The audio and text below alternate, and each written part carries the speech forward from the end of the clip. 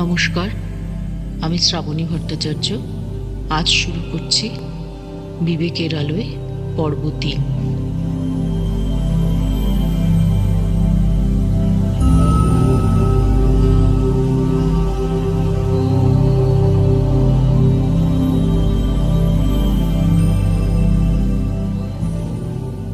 মানুষ নানা উদ্দেশ্যে কর্ম করিয়া থাকে। কোনো উদ্দেশ্য ব্যতীত কার্য হইতেই পারে না। কোনো কোনো লোক যশ চায়, তাহারা যশের জন্য কার্য করে। কেহ কেহ অর্থ চায়, তাহারা অর্থের জন্য কার্য করে। কেহ কেহ প্রভুত্ব চায়, তাহারা প্রভুত্ব লাভের জন্য কার্য করে। অনেকে স্বর্গে যাইতে চায়, তাহারা স্বর্গে যাইবার জন্য কার্য করে।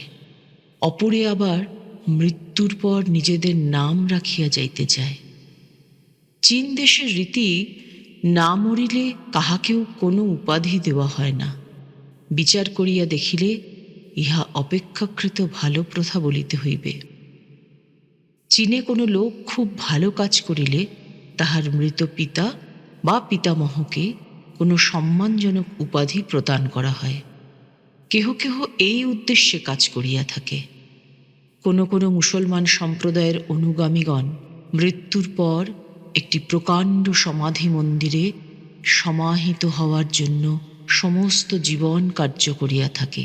আমি এমন কয়েকটি সম্প্রদায়ের কথা জানি, যাহাদের মধ্যে শিশু জন্মিবা মাত্র তাহার জন্য সমাধি মন্দির নির্মিত হইতে থাকে। ইহাই তাহাদের বিবেচনায় মানুষের সর্বাপেক্ষা প্রয়োজনীয় কর্ম। এবং ওই সমাধি মন্দির যত বৃহৎ ও সুন্দর হয়, সেই ব্যক্তি ততই ধনী বলিয়া বিবেচিত হয়। কেহ কেহ আবার প্রায়শ্চিত্তরূপে কর্ম করিয়া থাকে। সর্ববিধ অসৎ কার্য করিয়া শেষে একটি মন্দির প্রতিষ্ঠা করিল, অথবা পুরোহিতগণকে কিনিয়া লইবার জন্য এবং তাহাদের নিকট হইতে স্বর্গে যাইবার ছাড়পত্র পাইবার জন্য কিছু অর্থ তাহাদিগকে দিল।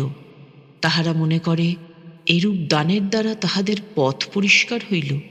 পাপ সত্ত্বেও তাহারা শাস্তি এড়াইয়া যাইবে। মানুষের কার্য প্রবৃত্তির বহু উদ্দেশ্যের কয়েকটি মাত্র বলা হইল। কর্মের জন্যই কর্ম করো।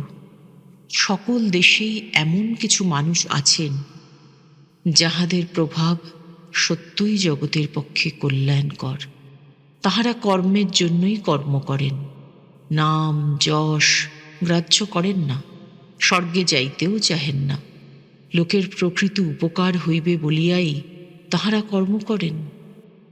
আবার অনেকে আছেন, যাহারা আরও উচ্চতর উদ্দেশ্য লইয়া দরিদ্রের উপকার ও মনুষ্য জাতিকে সাহায্য করেন, কারণ তাহারা সৎ কার্যে বিশ্বাসী। তাহারা সদ্ভাব ভালোবাসেন। নাম যশের উদ্দেশ্যে কৃতকর্মের ফল কখনো সঙ্গে সঙ্গে পাওয়া যায় না। সচরাচর দেখা যায়, যখন আমরা বৃদ্ধ হই এবং আমাদের জীবন প্রায় শেষ হইয়া আসিয়াছে, তখন আমাদের নাম যশ হয়। কিন্তু যদি কেহ কোনো স্বার্থপূর্ণ উদ্দেশ্য ছাড়া কাজ করে, সে কি কিছুই লাভ করে না? হ্যাঁ, সে সর্বাপেক্ষা বেশি লাভ করে। নিঃস্বার্থ কর্মেই অধিক লাভ। তবে ইহা অভ্যাস করিবার সহিষ্ণুতা মানুষের নাই। সাংসারিক হিসাবেও ইহা বেশি লাভজনক। প্রেম, সত্য, নিঃস্বার্থপরতা এগুলি শুধু নীতি সম্বন্ধীয় আলংকারিক বর্ণনা নয়, এগুলি আমাদের সর্বোচ্চ আদর্শ। কারণ এগুলির মধ্যেই মহতী শক্তি নিহিত রহিয়াছে। প্রথমত, যে ব্যক্তি 5 দিন অথবা 5 মিনিট কোনো স্বার্থাভিসন্ধি ব্যতীত ভবিষ্যতের কোনো চিন্তা, স্বর্গলাভের আকাঙ্ক্ষা, শাস্তির ভয় অথবা ঐরূপ কোনো বিষয়ে চিন্তা না করিয়া কাজ করিতে পারেন, তাহার মধ্যে শক্তিমান মহাপুরুষ হইবার সামর্থ্য আছে। এই ভাব কার্যে পরিণত করা কঠিন। কিন্তু আমাদের অন্তরের অন্তঃস্থলে আমরা উহার মূল্য জানি, জানি উহা কত শুভ ফলপ্রসূ। এই কঠোর সংযমী শক্তির মহোচ্চ বিকাশ। সমুদয় বহির্মুখ কার্য অপেক্ষা আত্মসংযমেই অধিকতর শক্তির প্রকাশ।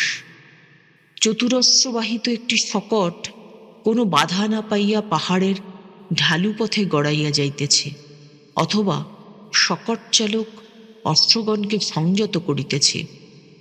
ইহাদের মধ্যে কোনটি অধিকতর শক্তির বিকাশ? অশ্বগণকে ছাড়িয়া দেওয়া বা উহাদিগকে সংযত করা? একটি কামানের গোলা বায়ুর মধ্যে দিয়া উড়িয়া অনেক দূরে গিয়া পড়ে, অন্য একটি গোলা দেওয়ালে লাগিয়া বেশি দূরে যাইতে পারে না, কিন্তু এই সংঘর্ষে প্রবল তাপ উৎপন্ন হয়। এইরূপে মনে সমুদয় সমুদয় বহির্মুখ শক্তি স্বার্থের উদ্দেশ্যে ধাবিত হইয়া বিক্ষিপ্ত হয়।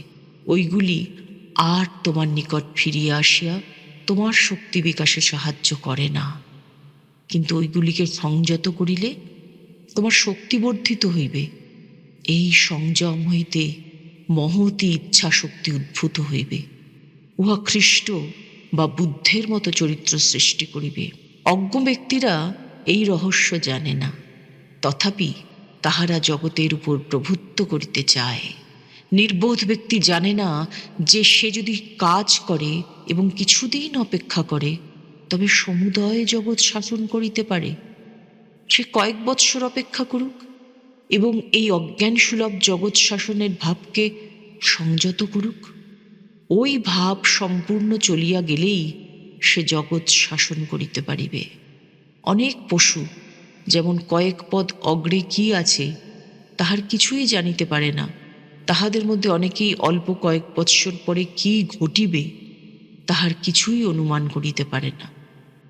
আমরা যেন একটি সংকীর্ণ বৃত্তের মধ্যে আবদ্ধ, ইহাই আমাদের সমুদয় জগৎ।